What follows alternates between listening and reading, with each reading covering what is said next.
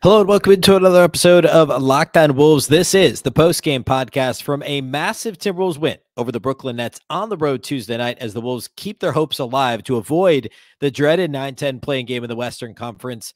We're going to talk all about the game today, the adjustments Chris Finch made to the Nets adjustment down the stretch, why Karl-Anthony Towns was such a vital part of what the Wolves did at the end of the game, and also the defense, not only the lineup adjustments, but also the defensive adjustments the Wolves made to try and slow down Spencer Dinwiddie. We're going to break it all down on the show. Welcome in. You are Locked On Wolves. You are Locked On Timberwolves, your daily Minnesota Timberwolves podcast. Part of the Locked On Podcast Network. Your team every day.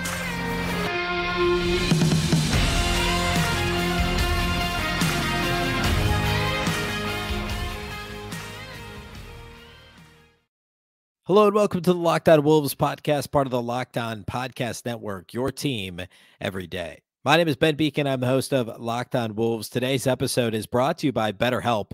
Give online therapy a try at betterhelp.com/LockedOnNBA and get on your way to being your best self. Happy Wednesday, everybody. Happy Hump Day. And it is a Victory Wednesday. The Timberwolves with a massive win over the Brooklyn Nets on Tuesday. Today's the postgame pod. We're going to break it all down. Lots to talk about from this one as the Wolves will also update, as I'm recording this, update the Western Conference standings, the scoreboard from the night on Tuesday, where we stand as of right now. First, though, a big thank you for making Locked On Wolves your first listen every day. Of course, this show is free and available everywhere. That includes YouTube, as well as all of your favorite audio platforms. You can also watch the show on the Locked On Sports Minnesota app on both Roku and Amazon Fire TV. More great local sports coverage 24/7, and it's free. Download the Locked On Sports Minnesota app today. Again, that's both Roku and Amazon Fire TV. Reminder, you can follow the show on Twitter at Locked On T-Wolves, and then also at my account, which is at Beecken, and that's with 2 B's, 2 E's, CKEN. All right, the Wolves came into Brooklyn losers of 3 straight. Talked a lot about that on Monday's show, talked a lot about it on Tuesday's show. We don't need to rehash all of that. It was a miserable weekend for Minnesota. Disappointing loss to the Lakers, a demoralizing loss to the worst loss in 30 years in the NBA in terms of the spread against the Portland Trailblazers Sunday afternoon. So coming into Brooklyn, we've known all season the Wolves play to their competition. Now, I guess Friday would be an exception, losing to the Lakers in a big game Friday night, etc. But they played well up until kind of the latter part of the second half. But Sunday, playing down to the competition of essentially a G League worthy Blazers lineup in terms of who is healthy. And now Tuesday, a big game against a playoff-worthy opponent in the Brooklyn Nets. And the Timberwolves came to play. They were up, 10, I think, at the end of the first quarter? Up 7 at the end of the first quarter. They were down 3 at halftime. And then the Nets started to pull away a little in the third quarter. Like Brooklyn actually built a 12-point lead. And this was a bit touch and go. Like there was a moment where it felt like, is this happening? Are the Wolves going to lose, the last 3 games and Dallas wins their last 3 and the Wolves miss the play-in playoffs, the whole thing entirely. My mind went there for a moment. I'm not going to lie about that. But the Timberwolves pulled out of it. They pulled out of it. It was a little bit of Anthony Edwards kind of trying to will the Timberwolves to avoid a loss, if you will. And then Karl-Anthony Towns down the stretch. There was this moment. What I want to really focus in on, though, is the late game adjustments on both ends. So for most of the third and fourth quarter, the Nets were just basically hunting matchups. And I guess that's a big part of what playing offense in the NBA today is, right? Especially if you don't have a top-end ISO player, if you don't have enough shooting to play a pace and space type offense to, just play fast all the time. Brooklyn relies heavily on Mikal Bridges and Spencer Dinwiddie to get their offense moving, and Dinwiddie just decided to go to work on whatever switch the Wolves were making. So often it might be stacking screens to try and get the switch, to try and manipulate the matchup so Kyle Anderson is guarding Spencer Dinwiddie. Occasionally it was Karl-Anthony Towns trying to get Cat in space. Again, neither one of these players, Anderson or Cat, are bad defenders in space necessarily, but against a shifty guard with a good first step like Spencer Dinwiddie, a savvy guard in Spencer Dinwiddie, that can be a recipe for disaster. And it was for a period of time in the second half. Dinwiddie, time after time, it was Anderson for what seemed like half of a quarter, which is exaggerating things, but that's what it felt like in the moment. It was Kyle Anderson. It was slow-mo getting stuck in these essentially one-on-one situations on the perimeter, and Spencer Dinwiddie taking advantage. And then there were a couple possessions against Karl-Anthony Towns. Same thing. The Wolves tried really hard down the stretch to avoid switching. And it was like a big part of the game plan for a big chunk of the game was we'll switch stuff, right? Pick and roll, we'll still play drop, but we'll switch when we have the opportunity. If it's not Rudy in the action, we'll switch, mostly. And so the Nets just hunted the whatever the most advantageous matchup was after the switch, and often, again, that was Anderson or Cat guarding Spencer Dinwiddie. But down the stretch, the Timberwolves said, let's avoid the switch. Let's fight through the screen. Let's tell Ant, get through. Keep the matchup. He did it mostly successfully, and then on the biggest possessions of the game down the stretch in a tie game, and then with the Wolves up, I think 2 at the time, Ant fights through the screen. After the inbound play for the Nets, got shot went up with a little under 9 seconds to play. Ant snuffed the 3-point shot attempt from the left slot from Spencer Dinwiddie, completely blocked him out of bounds. And then ultimately Dinwiddie forced a tough 3 from the corner, contested 3 that missed, and the Wolves won the game. But the final couple of minutes, the Wolves did such a good job of avoiding those switches, Ant fighting through the screen. And the other thing that's key about the final few minutes, defensively at least, was Rudy Gobert was off the floor. And Rudy played a huge chunk of this game. I mean, you look at the box score, what did he end up playing? 34 minutes. And actually, it felt like he played more. Like, he was a big part of what the Wolves did early and in the middle portions of the game. But as Brooklyn chose to go small, I mean, Nicholas Claxton had a good game, but then he only played 32 minutes. Royce O'Neal was effectively playing center down the stretch, and the Wolves said, all right, if you're going to go small, we'll take Rudy off the floor and go small. We'll continue to switch with the exception of Ant fighting through screens. And on the other end of the floor, we're going to punish you with Karl-Anthony Towns in the post, because you should not be able to effectively guard Karl-Anthony Towns. Like, Royce O'Neal's a good player, but Cat should be able to get what he wants against a small ball lineup like what the Nets were putting out there. So with Gobert off the floor, the Wolves chose to, like, they still were bigger, right? With Cat at the 5 and Kyle Anderson at the 4, you're still bigger than what the Nets were trotting out there. So on offense, the Timberwolves just threw the ball to Cat and said, hey, go to work. And this is coming off of Sunday's game when Cat only attempted 3 field goals. Now, he went to the line a few times. He was in foul trouble, so he played limited minutes. But still, ultimately, officially, he had 3 field goal attempts on Sunday, which can't happen. The Wolves went to him early and often in this game. In the second half, when the Nets went small, the Wolves continue to give the ball to Cat at the elbow, kind of isolate him there. You can't double team at the elbow, really. Face-up situations. He was just more decisive in this game. And I want to talk a little more here in a little bit about the offense, especially early running through Karl-Anthony Towns and what all that meant for the rest of the Wolves players around Cat.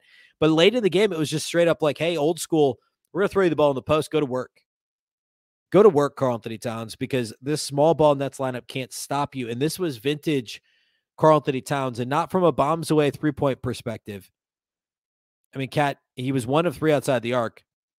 He was 7 of 12 on 2-point attempts, got to the line 6 times, made 5 of his free throws, 5 assists to 1 turnover. We'll talk more about his passing here in a minute.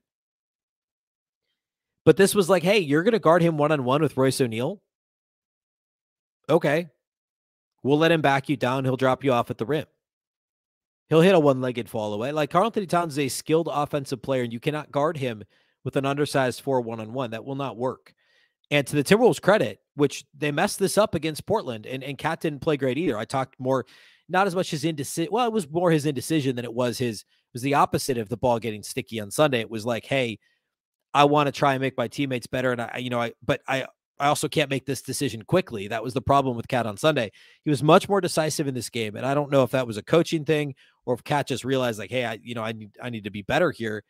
But the Wolves put the ball in his hands plenty, and he was more decisive, and he was fantastic. He was the Wolves' best player on the floor in this game. And outside of maybe Dinwiddie, he was probably the best player on the floor in general in this game. Karl-Anthony Towns showed the full game. And down the stretch, he was fouled, by the way, and hit those go-ahead free throws, which was huge, obviously. I'm going to pull the exact timestamp here, like when that actually happened. Let's see. This was a tie game with a minute to play at 100. Towns draws the foul, and Royce O'Neal knocks down both free throws on the road. The Wolves get the ball back. Ant gets fouled. He knocks down 2 free throws. They're up 4, and then they allow too quick of a 2-point shot from Dinwiddie, so it actually made things close. Conley missed a free throw. So this was a 3-point game. I said earlier, too. It was a 3-point game with 12 seconds to play when Edwards blocks the Dinwiddie 3-point attempt.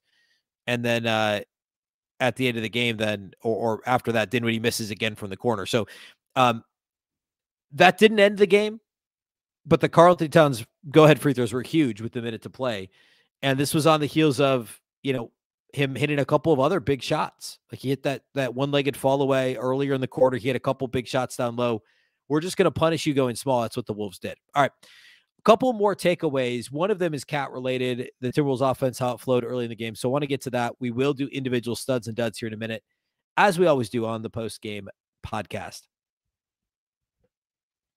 Today's episode of Locked On Wolves is brought to us by our new friends at eBay. At eBay Motors, actually. For a championship team, it's all about making sure every player is a perfect fit. It's the same when it comes to your vehicle. Every part needs to fit just right. So the next time you need parts and accessories, head to eBay Motors.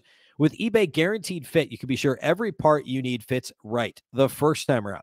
Just add your ride to My Garage and look for the green check to know the part will fit or your money back. Because just like in sports, confidence is the name of the game when you shop on eBay Motors. And with over 122 million parts to choose from, you'll be back in the game in no time. After all, it's easy to bring home a win when the right parts are guaranteed. Get the right parts, the right fit, and the right prices on ebaymotors.com. Let's ride. Eligible items only. Exclusions apply.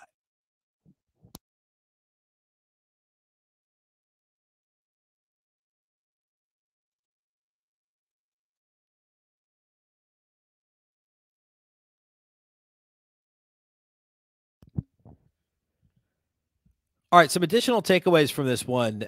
Let's continue the Cat conversation. I'll start here before getting to a couple of other ones. Running the offense more through Karl-Anthony Towns in this game, which clearly there was a concerted effort to do that, especially very early and very late in this one, meant more opportunities for everybody else. And this is a topic we covered earlier this season, like before the Cat injury, we would think October, November timeframe.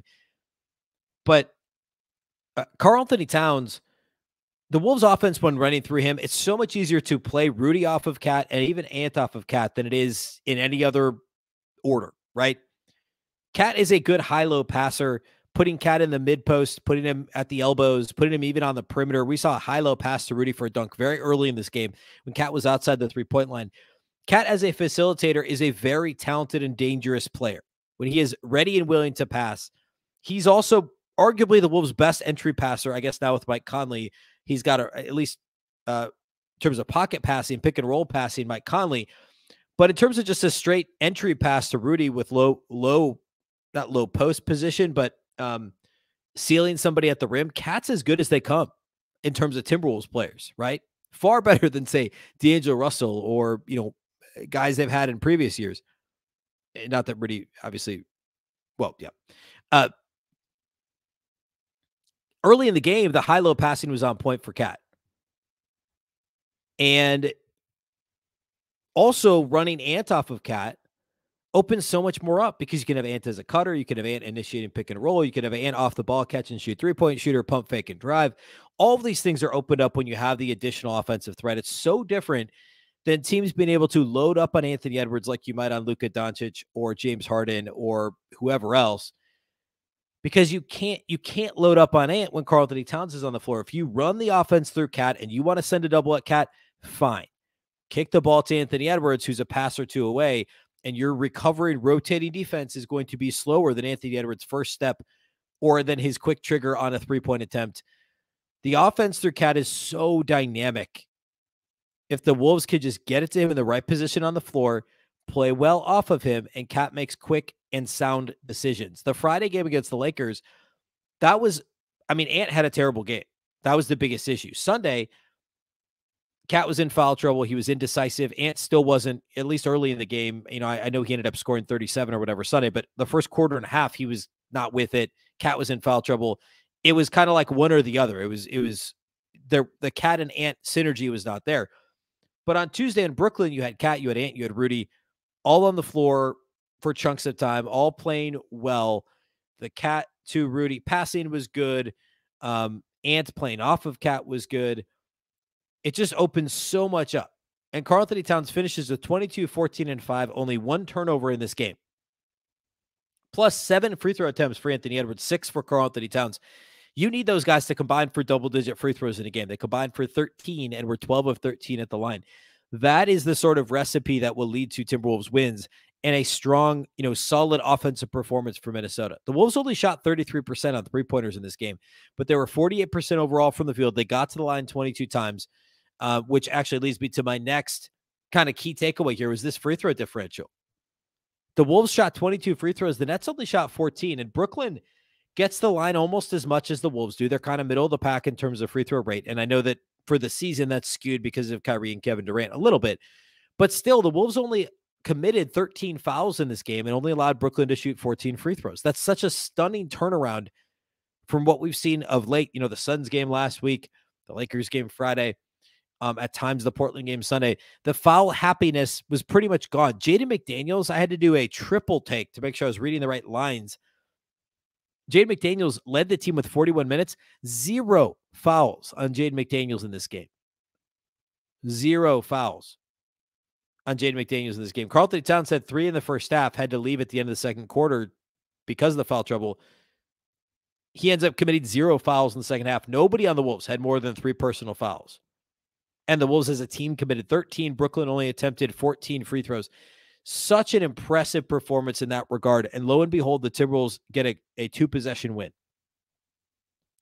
That's, to me, if I was to pick like one thing, it's that. And also turnovers, lack of turnovers. The Wolves only turned it over 8 times. The offensive fouls were basically non-existent. I actually don't know that the Wolves got called for any offensive fouls in this game. I don't know that for a fact, but I can't remember any.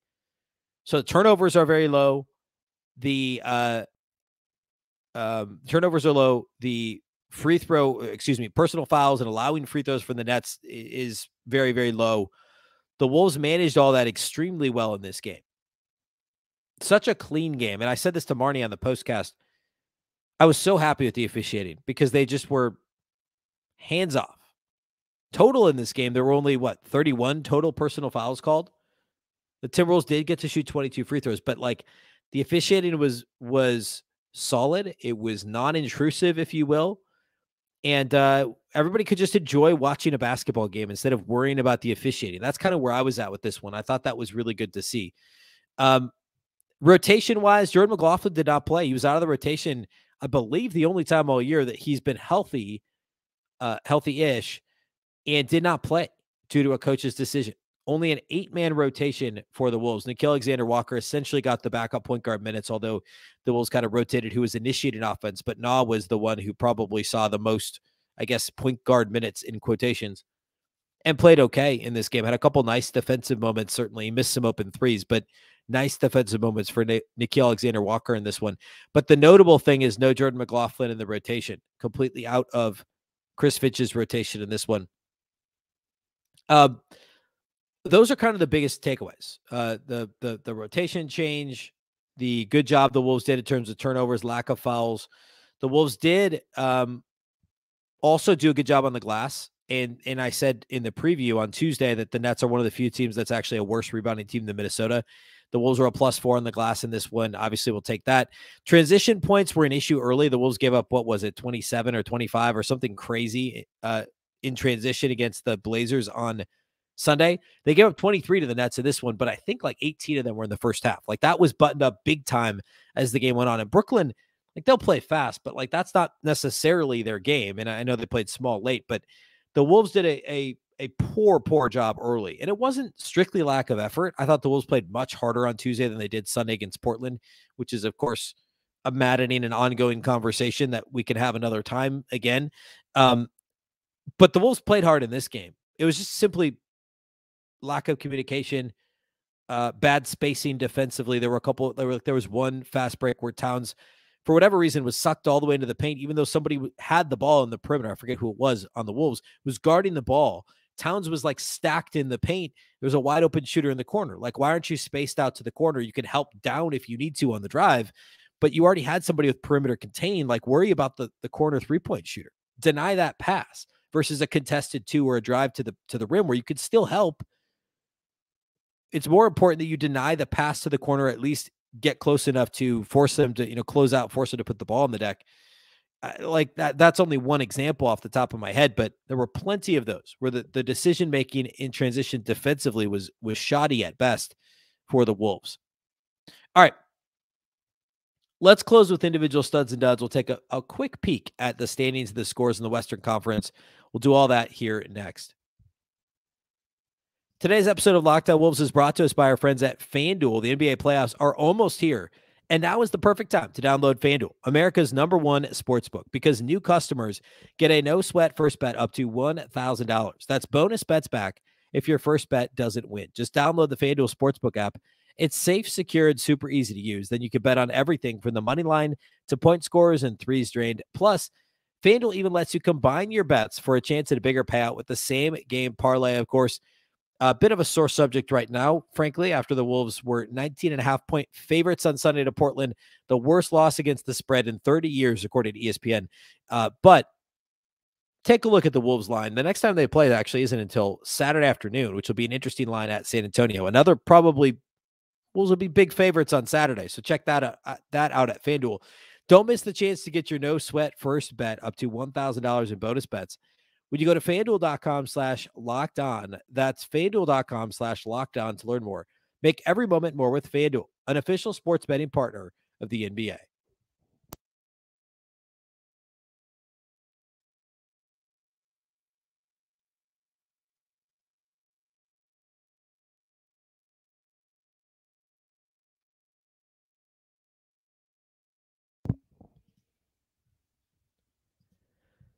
All right, let's close out the Wolves Nets game with a bit of studs and duds talk.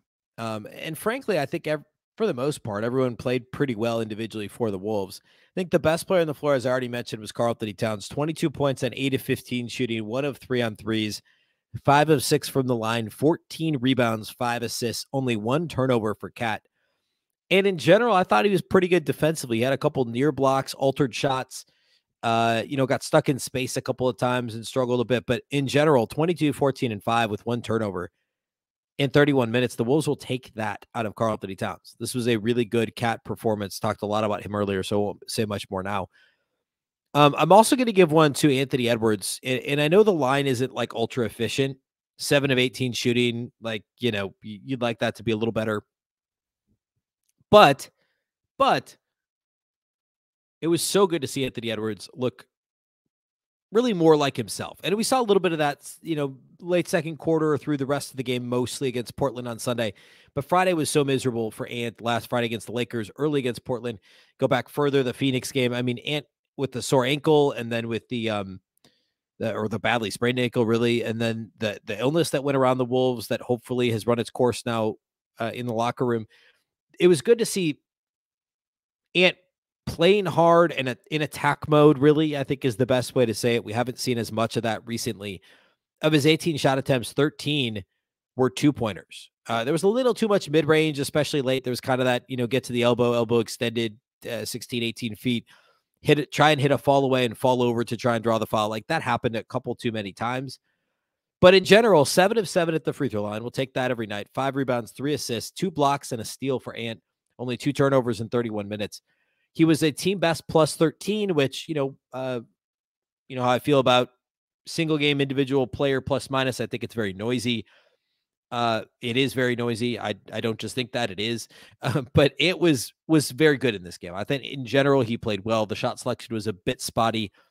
His part in terms of containing the perimeter was shaky early, but late, as I talked about first segment, he did a good job fighting through screens. The late block on Spencer Dinwiddie was phenomenal. And there were these moments where he just really rose to the occasion. We saw a poster dunk from Ant. I think it was third quarter. No, it was second quarter, I think. So good to see that bounce, the spring in his step. He really, to me, in this game, finally started to look like Anthony Edwards. Like he looked much more like the player that resembles what we know Anthony Edwards can be. So a good Ant performance. Despite the 7 of 18 shooting, I was happy with his performance in this game in general. The last one's got to be Jaden McDaniels. Jaden picked his spots. He missed a couple of open jumpers. That wasn't great, but took on tough defensive assignments against a Nets team that has a couple of dangerous players. I mean, you consider Mikal Bridges. He was forced in a 9-24 shooting, 1 of 5 from 3, 3 turnovers for Bridges. Most turnovers of any individual player in this game. Jaden was a big part of what the Wolves did defensively on him. He didn't commit a single foul in this game in 41 minutes, which is just unconscionable for those of us that have watched Jaden McDaniels over the past almost 3 seasons now in the NBA. For him to play 41 minutes and not commit a foul is just nuts. 15 points on 7 of 13 shooting for Jaden, 1 of 3 from outside the arc, 6 rebounds, 3 steals and a block, 1 turnover in 41 minutes for J-Mac, big J-Mac. A solid Jaden McDaniels performance. And by virtue of him not getting into foul trouble and also contributing 15 points on 13 shots, he gets that 3rd stud award in this game. Notable also, Kyle Anderson, 8 points, 10 assists off the bench, 32 minutes. He was a plus 11 in the plus minus column. I don't have a dud for anybody. Nickeil Alexander-Walker shot 1 of 5 and 0 of 3 outside the arc, but he played well defensively and did his part, essentially absorbing those Jordan McLaughlin minutes. So I don't really have any complaints about anyone's individual performance in this game. So I don't really have any duds for this one. All right, peeking ahead, and also actually not just ahead, but like right now, currently at the scoreboard as I'm recording this, shortly after the Wolves Nets game, Oklahoma City is locked in a 1-possession game with Golden State late in the 3rd quarter. OKC is a game and a half behind the Wolves. If they win, they'll of course just be a game back of Minnesota. And I mean, the Wolves still have that tiebreaker, but the Thunder will still remain right on the Wolves' heels. That's a big game in the Western Conference. San Antonio and Phoenix, the Phoenix thing doesn't really affect the Wolves. In terms of straight up Western Conference results, Denver, Houston doesn't matter. Memphis and Portland doesn't really matter. Sacramento did beat New Orleans, and the Lakers beat Utah in overtime. So the Lakers win in overtime means that they're a full game ahead of the Wolves. Of course, the Wolves do have the tiebreaker, but they're a full game ahead of the Wolves. Utah is not quite yet officially eliminated, but they're now 1.5 back of a playoff spot as I speak now, and 3 back of the Wolves. So Utah's effectively done. The Wolves are now just a half game behind New Orleans. New Orleans has played 1 less game than Minnesota. The Wolves are tied 1 game to 1 game against the Pelicans, and that tiebreaker, the 3rd game of the 3-game regular season series, is Sunday between the Wolves and Pels, Sunday afternoon. So that is a huge game. Minnesota has a shot still at 8. They've got a little bit of an outside shot at 6 or 7. But the big thing is getting to 8 and avoiding that 9-10 playing game. Just get to the point where you only need to win 1, just like last year, even if it's on the road, to win 1 to get into the playoffs and give yourselves that second opportunity to if you lose, you could play the 9-10 game and perhaps sneak in that way. So huge weekend of basketball upcoming. The next 3 days, the Wolves are off. We'll do shows each day. We'll start to preview the weekend. We'll take some stock of where we sit here 80 games into the regular season with 2 to play this weekend, Saturday afternoon and Sunday afternoon. That's all we have for you today here on the show. A big thank you to those that do make Locked On Wolves your first listen each and every day. Of course, this show is free and available everywhere, including YouTube, as well as all of your favorite audio platforms. You can also watch the show on the Locked On Sports Minnesota app on both Roku and Amazon Fire TV. You can follow on Twitter at Locked On T-Wolves and at Beecken with 2 B's, 2 E's, C-K-E-N. Of course, the Locked On Wolves podcast is part of the Locked On Podcast Network. Remember, the Locked On Network is your local experts on all the biggest stories. Now make your second listen to Game to Game NBA podcast every moment, every top performance, and every result. Locked On Game to Game covers every game from across the NBA with local analysis that only Locked On can deliver. Follow Game to Game Locked On NBA, available on the Odyssey app, YouTube, and wherever you get your podcasts. Once again, I'm Ben Beecken. This is the Locked On Wolves podcast, and we'll catch you next time.